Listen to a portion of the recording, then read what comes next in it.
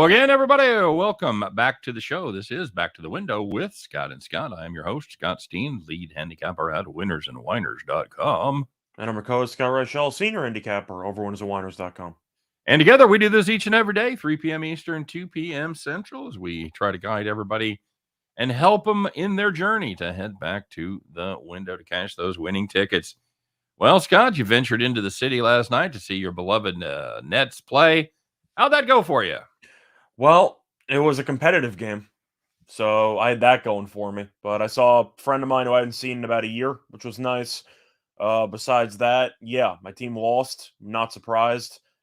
Absolutely crushed NBA yesterday, though, so I made a lot of money, which definitely helps. But yeah, it wasn't fun to watch my team get its ass kicked again. Brutal. Just absolutely brutal. Where do the Nets go from here, Scott? Cancun. Vacation. Okay. Very good. Hanging out with the family. I don't know. Something. All right. I kind of meant in a professional standpoint from the organization, but sure. I knew what you meant. I have no idea. There's so much flexibility going on because of all the potential trade exemptions they have. They also have a couple of upcoming free agents with Claxton, with Brown. I don't know what they're going to do with them. Besides that, I don't know what the story is with Simmons.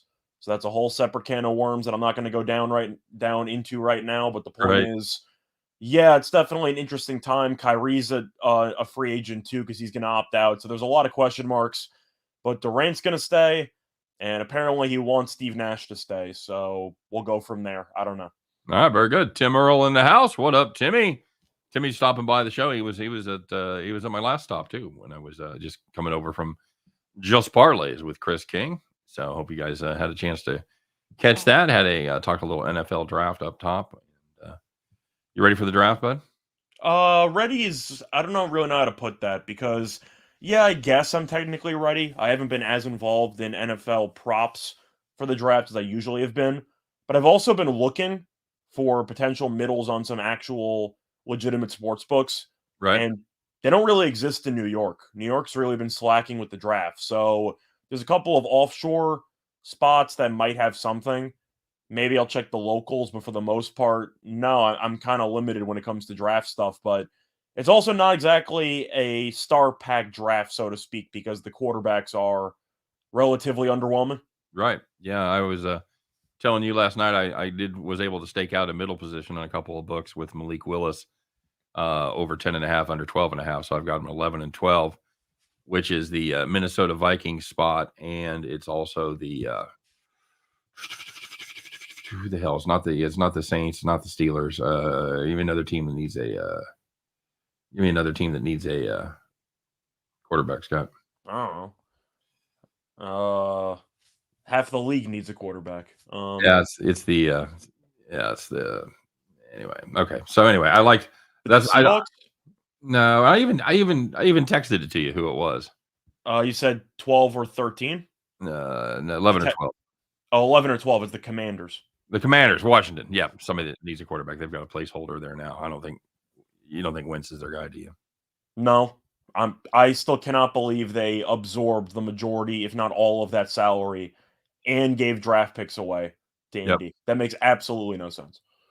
Roland says, I'm not taking any stock in the draft here in Detroit. Doesn't matter who they pick. The fans in the media will be hating on the picks. Yeah, I get that. The best pick he made recently was an offensive lineman. Wasn't a sexy pick, but Sewell has been very good so far. I think they're going to get Hutchinson, so that'll be nice. They should be. We can talk about the whole sudden rise for the number 1 overall pick. I don't get it. I don't get what the hype is. He had a great combine. Right. And at Georgia, he didn't do much statistically. Nope. It's a perfect pick for Jacksonville to make just because you know that their player development is absolute garbage and he's going to be a bust. Okay. Just saying, I feel like a lot of the bust or boom prospect part of it is where you land because a lot of player development, I'd say personnel in the league are relatively underwhelming. But the Jaguars taking a reach on some upside defensive end -- linebacker does seem like it might backfire pretty dramatically, doesn't it? The framework is there. Yep. Now we've got 2 Detroit fans, I would assume here. IC and Roland. IC says, I really hope they don't draft Hutchinson. Roland says, I love Hutchinson. He played for my favorite team, the U of M. I think So, Hutchinson's a steady defensive lineman. I'm not yep. sure if he's athletic as a Bosa, for example, or a Watt, but he's good. I think he'll be consistent. I just feel like you're talking about a situation where you have this sudden riser who's suddenly going to be the number one overall pick, but then why didn't he produce in college? Well, there's a lot of theories about that, about the defense that he played in. And, if you play, because he's really playing the 4 eye spot, which is like the inside the tackle. Mm. So it doesn't give you a ton of opportunity. You're basically just eating blockers. You're eating double teams is what you're doing. It doesn't give you that much of a chance to shine. They think that, they move him around a lot. And that's one of the things they like about him. The fact that they can move him around. Hutchinson's pretty much locked to his one spot. So Yeah. But I feel like Hutchinson's closer to being a finished project no question. Finished than the product. Yep. Georgia kid. And as I mentioned before, I think you'd agree. Do you trust Jacksonville's player development personnel? Because I don't. No, we haven't seen anything yet in the last few years that would indicate they have any kind of competent player development situation. So I'll take the finished product. Okay. Fair enough. Don't forget to like and subscribe, everybody. This is our spot up top where we definitely implore you to click that thumb, hit that like button, and make sure you subscribe to the Winners and Whiners YouTube channel and the Max Wagers Network YouTube channel, where eventually all of our content is going to be, especially our live shows. So make sure you check that out. As well, check out our friends over there at DraftKings doing a cool promotion for Major League Baseball. Bet $5 on any money line game. If you win it, you receive an extra $200 bump there in free bets. Scott, that's a hell of a deal. Of course, it's only available in states where DraftKings is available. Make sure you check your local listings. Must be 21 to play, except in New Hampshire and Wyoming. We do have the code and the link in the show description, so make sure you check that out as well. Scott, what are going on with Caesars? Oh, for Caesars, they still have the risk-free bet up to $1,100. So if you place a first-time bet up to $1,100 and it loses, you get the entire amount back in the form of a free bet. So consider it insurance on your initial wager. Okay, that's kind of exactly what that is. David Good looking for Nerfies. Looking for Nerfies tonight, buddy. Miami, Washington, I think is a good landing spot for a Nerfie. Seattle, Tampa Bay, also a good landing spot for a Nerfie.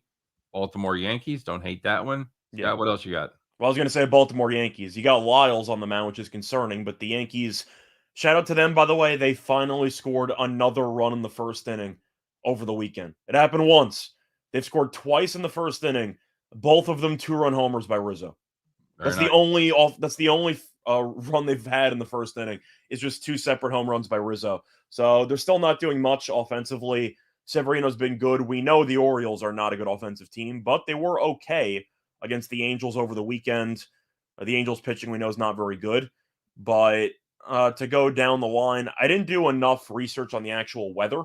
So I'm going to have to take a quick look at that. But just based on the actual pitching matchups here, I don't mind the A's and the Giants. It's going to be a decent amount of juice, but Jeffries has been pretty good, and Rodon we know is very good. But I definitely see a couple of scoreless innings to start there. Also, don't mind Sandoval against McKenzie in that Guardians and Angels matchup. Both those pitchers have been pretty good up to this point. I think you might see no run first inning there too. If you like a Yerfie, I'm going to talk to you about the Kansas City Royals and the Chicago White Sox as Lynch goes against Keuchel. We've made a lot about how bad Keuchel has been, but Daniel Lynch has been no party either for the Royals. So Lynch is a righty or a lefty? Lefty. That's what I thought. Yes, he got the White Sox against the lefty. Yep. You got the White Sox against the lefty there. Something has to give. White Sox lost 7 straight. Royals have lost 4 straight. So I said I didn't like this White Sox team. La Russa is wearing out his welcome a little bit early, don't you think? You ready to fire him? No, it's way too early for that. No, it's not Bob Melvin. I mean, come on. But I am curious if they're hovering around 500 at around the All-Star break. And you're in an awful division. The AL Central's gotten better, but it's still not very good in the grand scheme of things. Nope. Do you fire La Russa around the All-Star break if you're around 500? Nope. You sure don't. You think you just let her ride? Yep, because for starters, I think 500 is going to be competitive in that division at the All-Star break. So Okay, fair I point. don't think you're out of anything. If you're 500 in the NL West, maybe you need to make a change. If you're 500 in the AL Central, you're probably 5 games back or less. That's my favorite bet in the AL Central. Got the under wins on the White Sox. So far, so good. It was ridiculous. What was it? 92, 93? Where was 92 and a half. Yeah, there you go. They only won like 92 last year, and I figured that the pitching staff doesn't really look as good as it did last year. The rotation's been a mess up to this point. Keuchel's been even worse than we thought he was going to be. Yep. And the lineup has been good, but a little bit streaky. And injuries. And injuries haven't helped. I know Jimenez got injured. I don't know how long he's going to be out for, but yeah, 92 and a half for a team that kind of puts it on autopilot every now and then and doesn't really seem to be fully invested in actually winning a bunch of games in the regular season. I question the actual focus of that team under La Russa for the entire season. And so far, it looks like they're not that focused. Agreed. Lex Steele likes the Rockies' first 5 and full game behind Herman Marquez. Okay. Going up against Zach Eflin. I think I'm going to stay away because Marquez has always been a pretty jarring home road splits guy. Yep. Very good in cores, awful everywhere else. Yep. And we just talked about that on Chris's show, the fact that he's a master of Coors, which is a weird thing. And I had a good read on that game yesterday. I said I like the Phillies team total over. They got to Freeland early. They got to the bullpen often, and they scored, I believe it was 8 runs in that game. Yeah, I think that 8-2 is where that ended. I think so. It was either 8-2 or 10-2. They scored a lot of runs, so that's all that matters. But I think I'm going to actually lean to the over in this one. I like Marquez, but I got to look at the home road splits, and Eflin I think is okay. 8's a little bit short. I know, once again, it's pretty tough to take overs in today's baseball, but there's a lot of groundwork there to take an over. Yep, there is. All right, let's find out what happened yesterday, Scott. Let's take a look at yesterday's winners and yesterday's whiners. You know who you are. There were some good picks, there were some bad picks, and there were some bad beats indeed. Let's find out which camp you are in as we reveal the Tuesday edition of Call the Cops. All right, very good. Hey, all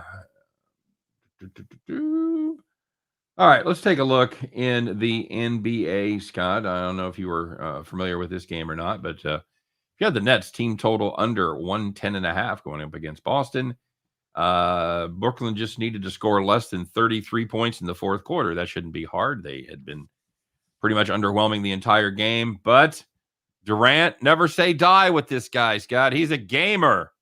He's still out there gaming with 3.4 seconds left. He nailed a 3-pointer. And the Nets, they finished with 112. Sorry, guys, if you had the team total under, so close, but call the cops. And sticking with a New York team, if you had the Mets and Cardinals under 6.5 or the Cardinals money line in this game, you had 2 runs in the first 8 innings. Cardinals were up 2-0. Mets had 2 outs, and then, well, the rally happened because the Mets scored 5 runs in the top of the 9th, and the game ended 5-2. That totals 7. That is rough. 2 outs, 2 strikes, ground ball to third. Error. Arenado cannot handle it. Can't really. Arenado, more like Arenado. Am I right? Tip your waitress, people. He can't get the ball out of his glove in a timely fashion. He has to throw off balance and sailed it over the first baseman's head. And that was it. That was pretty much all she wrote, Scott. That was just made it 2-1, but Gallegos just fell apart after that. I think the Mets got the next 5 guys on base. It was really just a bullpen implosion. Yep, it was awful. Gallegos just couldn't get that third strike. 0-2 count, 2 outs. With a 2-run lead, can't get home. 5 runs on the top of the 9th. 2 outs. Brutal. Rough. Brutal. Hey, if you had the Giants team total under 2.5 against the Brewers, they had 0 runs in the first 2 innings, and then they said, First 7 innings. Our first 7 innings. What did I say? 2? Yeah, first 7 innings. Sorry. Giants scored 2 in the 8th, 2 in the 9th. The game ends up 4-2. Congratulations if you had the Giants team total under 2.5. Call the Caps. Think the Brewers are ever going to start scoring runs? Not this year. I leaned to the Giants yesterday solely based on the travel spot and the fact the Brewers couldn't score. I don't even know if it was travel related. The Brewers offense was just awful. And then the bullpen, which was so taxed for being used for pretty much the entirety of that Philly series, just ran out of gas. Yeah, they pretty much used up Hader. Yeah. And that's what you got to worry about with him. So there was some good news out there. These are the people that had it right. They had it capped correctly. No bout a doubt it, as I used to say when I was young. Scott, you know who you were. You had those nice, easy plays, and you were sitting in the rocket chair. So, first one, if you ended up having the Raptors plus 8.5 against the 76ers, I know we ended up liking the Raptors plus the 8.5. They led by 13 at the half, and they won by 15. We're going to get back to that game in a little bit because I think we have to have a discussion about it. Okay, good enough.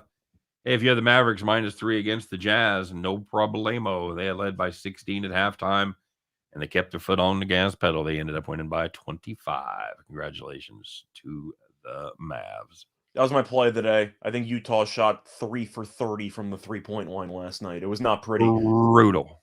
And that's going to segue us into the third one, because if you had the under in that game between the Jazz and the Mavericks at 212, you had 88 points in the first half. Utah scored less than 40 in the first half, and the game landed 179. Utah did not even get to 80.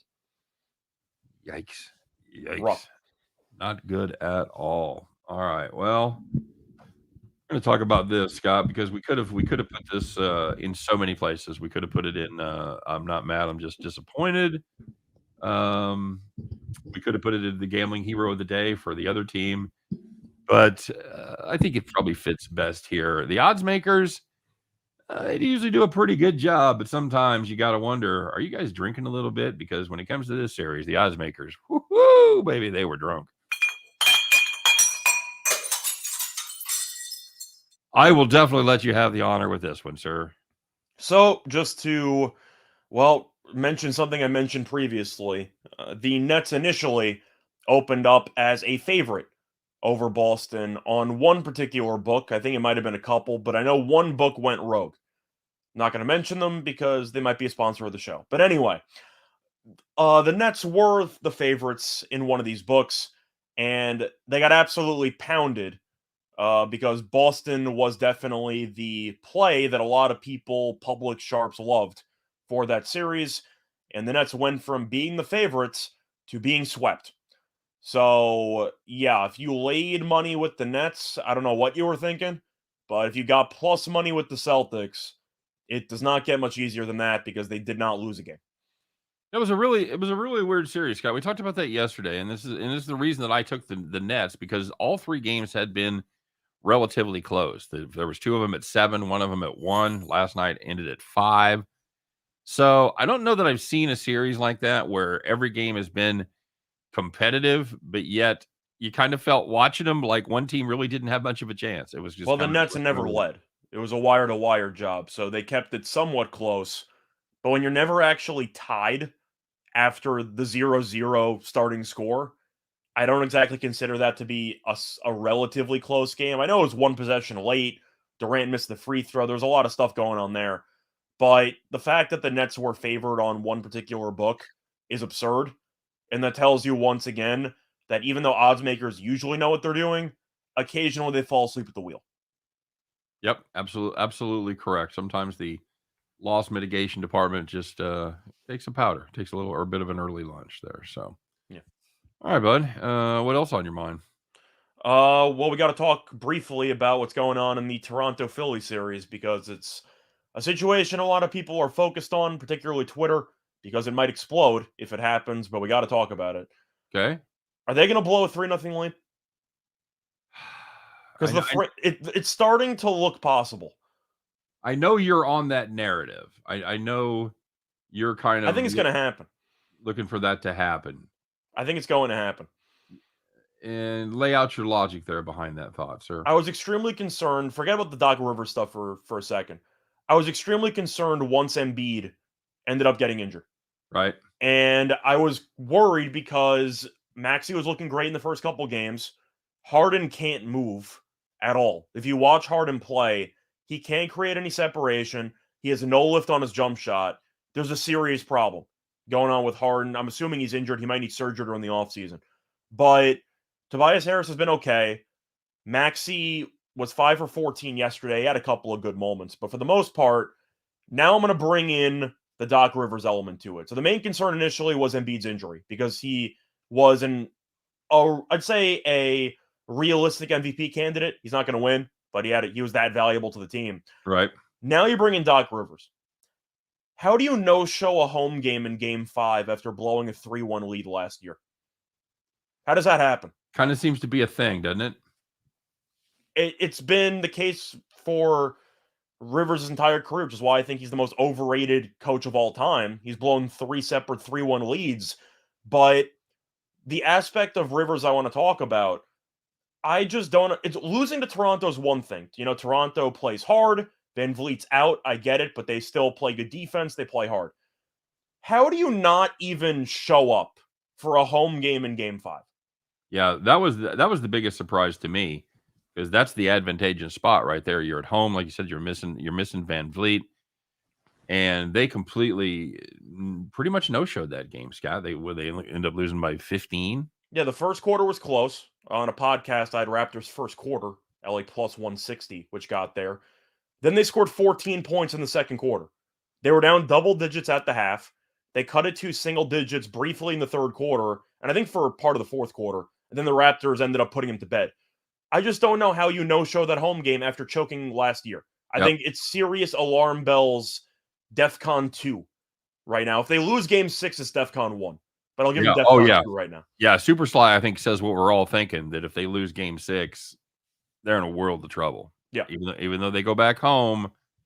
But, that Philly crowd, they'll turn on you. They'll turn on you in a heartbeat if things aren't going your way. And that would be a prime spot.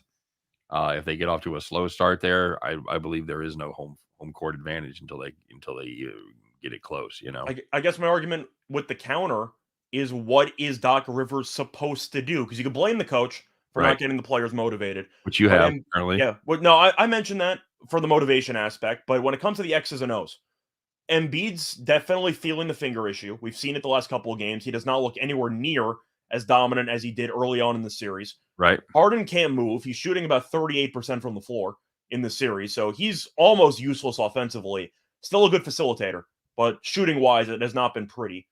Maxi's been a bit of a non-factor. Tobias Harris has been okay. And I guess my question is, if you're Doc Rivers, what adjustments can you make if Embiid's just not going to dominate the way you need him to dominate? Yeah, you can't. You can't. I don't know what Rivers is supposed to do. Yeah, it's like playing chess, and you're down to, your knight and your rook. There just isn't much you can do. Or, I guess in more apt comparison would be, you're down to your queen and your rook, and that's you're missing a huge chess piece. You're down a rook, and I'm also not going to compare Doc Rivers to Magnus Carlsen, but I'm saying if you're a mediocre chess player and you're down a piece, if you're against a confident player, you're probably going to lose with that game about 90% of the time. Yep, and that's kind of how this is looking, and and props to Nick Nurse there and the Toronto team getting down 3-0. They didn't quit. Never say die. No, it was the kind of the exact opposite of what we saw from the Nets. As the Nets went down 3-0, and you knew it was over. You knew there was no comeback on the horizon. And all of the pressures on Philly. Toronto's just playing with house money. Yeah, there's no question about. Looking in the comment section, there seems to be a consensus that the 76ers, I'll put it nicely, I'll put it the non-profane version, they could be in a bit of trouble, Scott. Yeah, the way that I see it, I think they're going to lose in Toronto. So I do like Toronto. I know they're underdogs right now for Game 6. I think they're going to win. Game 7 it's just a repeat of what happened with Atlanta last year. They're going to show up. You know that they're going to be extremely tight. You know that they're going to be extremely nervous. And if Toronto gets off to another good first quarter start, Philly's going to fold, because we've seen it before. I would load up on the live plays there. If Philly gets a lead, pound it. If you want to look at if Toronto gets a lead, lay that number. If you're looking at series prices, I know it's not 50-1 anymore, but Toronto's around plus 600. Yep. I think that's a hell of a price. Yeah, it's better. It's better than you're going to get on a 2-pick parlay with rolling Toronto twice. What would Philly be favored in Game 7? I got to assume they'd be favored by 4.5. Maybe. They were favored by. They were favored by 8.5 yesterday. That's not happening again. Favored by I got 7.5, 7.5, and 4.5. Okay. The opening game was 4.5. They win by 20. So then the odds adjusted after that, back to 7.5 or so. So Philly's going to be favored at home in Game 7. Yeah, I mean, it's got to be in the 4.5 to 5.5 range, I would think. So if you take the money line version of that, which is probably Toronto plus 200, maybe Close, yeah, and you parlay that with Toronto basically even money on an open parlay for Game 6, you're much better off taking the plus 600. Yep, very good. Usually that's not the case. You're usually going to get a little better price doing the rollover parlay, but because it's just 2 games and you're not getting that massive a price. If you want to look for a future parlay, I don't mind throwing Raptors series with something. No. See what you can do. Turn a little bit of money into potentially a lot of money, but I do think the Raptors will force 7, and I'll take my chances with Philly showing up for a Game 7. See what we started with the chess talk here? Like Steele checking in said, unless you practice the art of sacrifice and give up your queen on purpose. That's more of the Botez gambit, but I'm not a proponent of that one. If you know who those people are. Are you a chess geek now? I follow it. I can't say I'm great at it. I'm fine. I'm like a 1,200, 1,300. I don't really play that much, but yeah, I follow. I think it's entertaining for me. You just started playing, right? Yeah, I dabble. I've been playing for probably a couple months. Okay, very good. Harden and Simmons trade was an exchange of garbage. Well, that was one point that a lot of Harden fanboy Twitter accounts were making. Are you sure Harden, wasn't the problem or was the problem or whatever? If the Nets still had Harden, they still would have lost the series. Like, what are we talking about? They weren't going to be Boston anyway. Because if you're looking at the situation of the Nets keeping their original roster, then Seth Curry, who had 23 points yesterday, is not on your team. And Harden can't move. He can't guard anybody. And his shooting numbers are atrocious. So even with Harden on that team, they're still losing to Boston. Yeah, I agree. I don't think it changes anything. Yeah, unless for some reason he wouldn't have suffered whatever malady he has, as long as he's got that problem. That ain't changing regardless of what uniform he's got on. Yeah. Peter Wolf says he loves Toronto, said my all-time greatest hit. I was on Virginia and the Raptors for plus 8,500 in 2019 when everybody was drunk on Zion. Nice. Yeah. That's a good hit. Defense, baby. Harden is washed. Scott, do you believe that's true? I think he needs massive surgery during the offseason that he's not talking about. Will he ever be? What percentage of the player he once was? Will he? What's the goal? 90%, 80%? Realistic goal? Yeah, 60. Okay. I think you're looking at a spot where his legs are completely shot, and he's still a great passer. He still can get to the foul line a lot. But if you want to talk about what his style of play will be, it's going to mimic Chris Paul. He's not going to be able to create much separation. He's going to have to abuse the pick and roll, and he's going to have to average about 11 assists per game. That's what you're looking at. And Chris Paul, we know, is a much better defender. But if you want to talk about Harden's leg issues for the last couple of years, he definitely needs surgery. He actually cannot move out there. Do we have a final word on Van Vliet yet? I've still got him questionable. Do you have an update on that? I'm assuming he's done because he ripped his jersey up. He looked like he injured a hamstring. I'm assuming he's probably done. We'll see. There are also some arguments that the Raptors might be better without him. I don't know if I agree or disagree with that, but I will tell you that Toronto uses much more length when Van Vliet's not on the court. And defensively, I think they are a lot better with Van Vliet off the court. It's not Van Vliet's fault that he's 6 feet tall, but they have a lot of length and a lot of size. And from what you can tell from what happened in Game 5, Toronto was the more physical team, and they just completely wore down Philly over those 48 minutes. Well, when we talked about that yesterday about being absent Van Vliet actually makes Toronto a little bit of a defensive squad. Yeah. So no question about it. And I mentioned this happened. It wasn't a hamstring, sorry. It was a hip issue for Van Vliet. But we'll see what the story is. I'm assuming he might tough it out for Game 7 if they get there. I doubt he'll play Game 6. But I mentioned it when Harden got traded. A huge reason why the Nets traded him was because Harden was a free agent. He was not going to re-sign with Brooklyn. So they got something for him, and whoever picked up the Harden trade would basically be in line to automatically re-sign him because you gave up a huge all-star caliber player, a couple of role players. If Harden ends up getting this max extension, which he's in line for, it will be the worst contract in the entire league, and it will be year 1. This contract is an albatross. It's not even a ticking time bomb. You set the timer at 1 minute. It's over. The second that you sign this contract and you pay Harden about $50 million a year, your team's championship window is officially shut for the duration of the entire contract. Yeah, he's making 44 this year, Scott. It will be the worst contract, arguably, in the history of the sport. And somebody's going to pay it. Okay. You think somebody won't pay it? No, they will, because they'll have the money and they'll spend it. But I agree. I don't know, they'll be the worst history at all time, worst contract all time. It's going to be up there. It's going to be up there for sure. Andrew compared him to Kemba. Do you see that? You see that comp? Comparing who? Harden. I'm saying the contracts, or you're No, talking about just the injuries this No, where past they season? just kind of fell off the cliff. I think that the only similarity is the debilitating leg issues, but stylistically, at least Harden's still a great passer. He has some value to some degree as a distributor, which Kemba's not exactly known for. Kemba was a shooting guard playing point guard. And that's realistically what he was. You know how old Harden is? Right now, 30, what is he, 35? 32. See, I was guessing 34, and I just looked it up. So somebody will definitely pay him that money. Yeah. I thought he was in the mid 30 range. Because he's been around forever. It will be a disastrous contract. Imagine this, but like 2-3 years down the road when Harden's crawling and he might quit on his team. David Good says only 44 million slave wages. How could you even get out of bed for 44 million, Scott? In this economy? I don't know. Well, gas is high. Yeah, so. It is high. Yeah. Avocados have gone up again. So once again, I'm not going to blame Harden for getting injured. It's not his fault that he played so many minutes over the years that it caught up with him. But I'm being realistic. Somebody's going to pay him a bunch of money because he's James Harden. Yep. And he is already a shell of his former self. And it can only get worse from here. David Good says James Harden is 61. Yeah. 32 really caught me off guard. Said he looks 40. Yeah, I agree. I totally agree, bud. I also don't know how many years he played at Arizona State, though.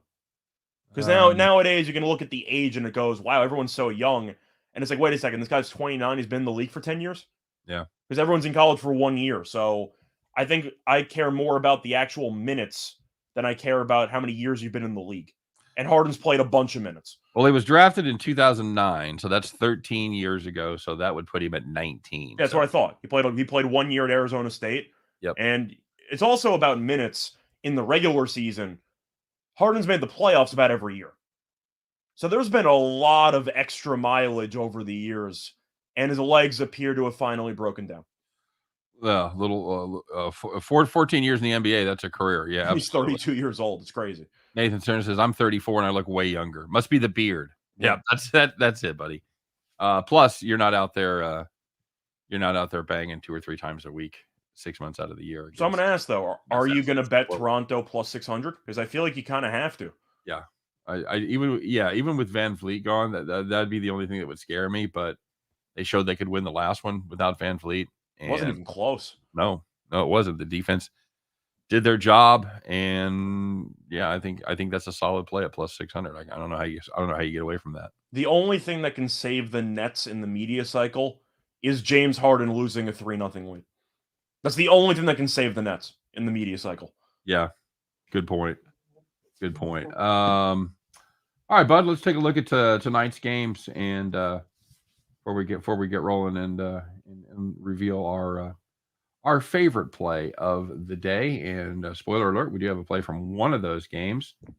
So let's talk about a couple of the other ones, Scott. Yeah, New Orleans, Phoenix. Phoenix 6.5 point favorites, 214.5 is the number there. Talked about it earlier. I like the way this New Orleans defense has played. They're not a lockdown defense, but they do enough just to frustrate the other team and keep them from doing exactly what they want to. I basically have no confidence in this Phoenix team without Booker. Scott, you? We have the same exact play of the day, but Okay. mine came out first. So take that. Okay. I know we already went through this. Whatever. Point is, we both like New Orleans. Okay. This line's disrespectful.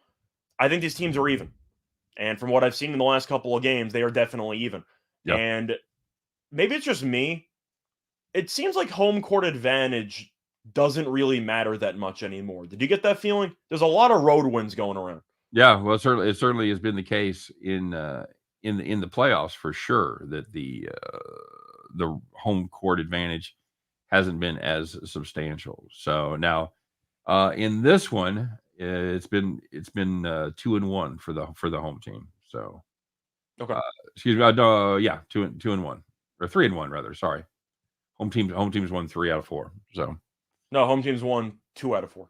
wait a minute, game Pelicans 1. won game 2 and they lost game 3. Oh, you're right. I was matching them up wrong there on the grid. Sorry. But the point is that Booker is of course, the most important offensive player on the Suns because you're looking at Brandon Ingram.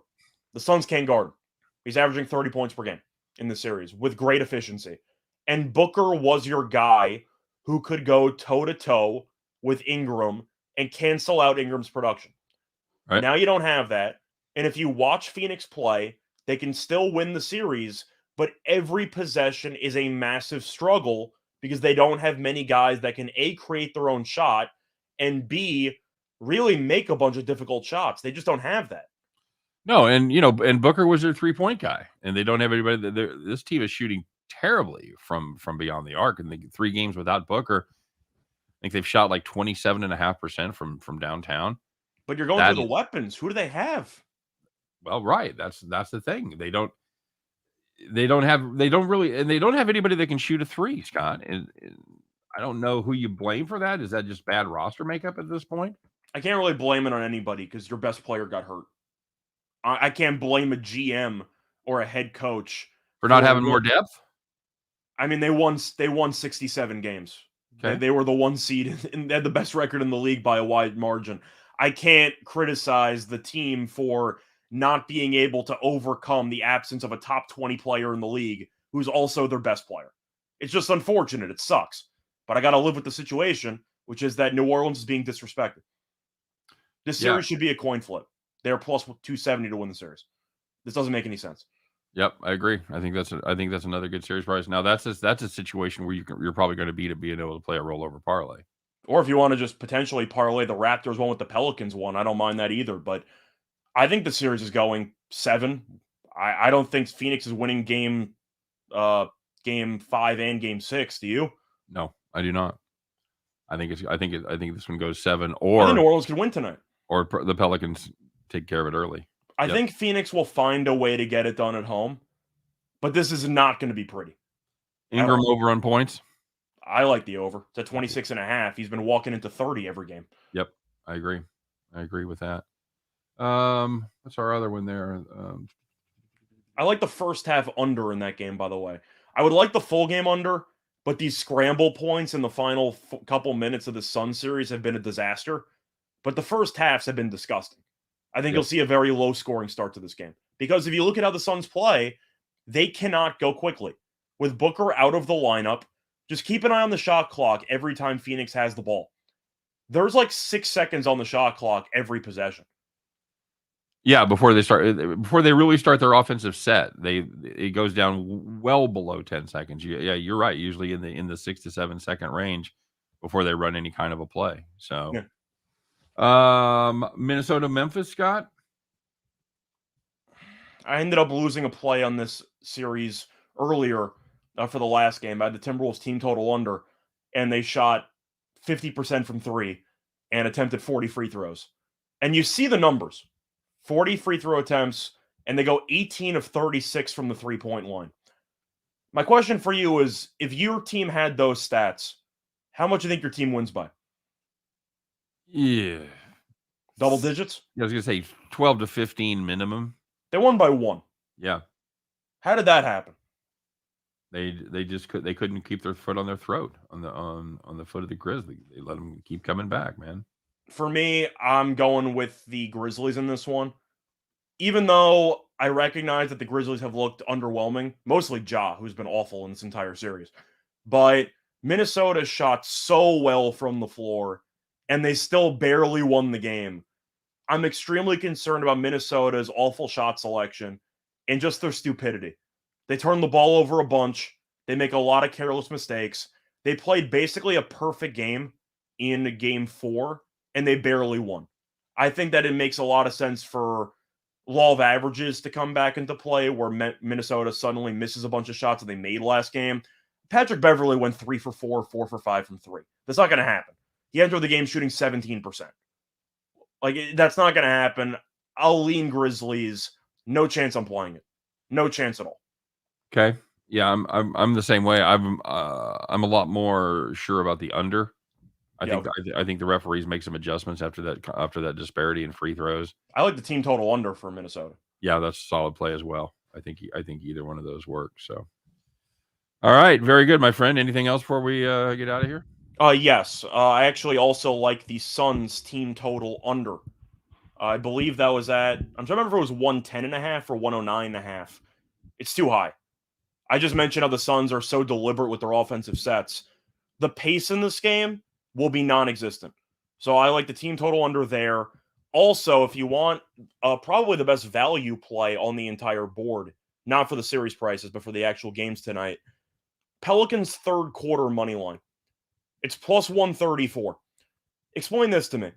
The Pelicans plus 134 in the third quarter. They have outscored the Suns by at least 9 points in the third quarter in each of the first 4 games in the series. They are plus 134. They've won the third quarter by 9+ in every game. How does that make sense? Yeah, it doesn't. It doesn't. It's one of those inefficiencies that the average bettor isn't going to find because you're not going to go back and look at third quarter numbers. So give me Pelicans third quarter on principle. I have to play that. Okay. All right. Very good. Well, guys, let's get to it. It is Tuesday. It is that time. Put on your overalls, put on your straw hat, and climb aboard your John Deere. Pull out your lucky keychain. Because once again, kids, you know what time it is. It is time to bet the farm.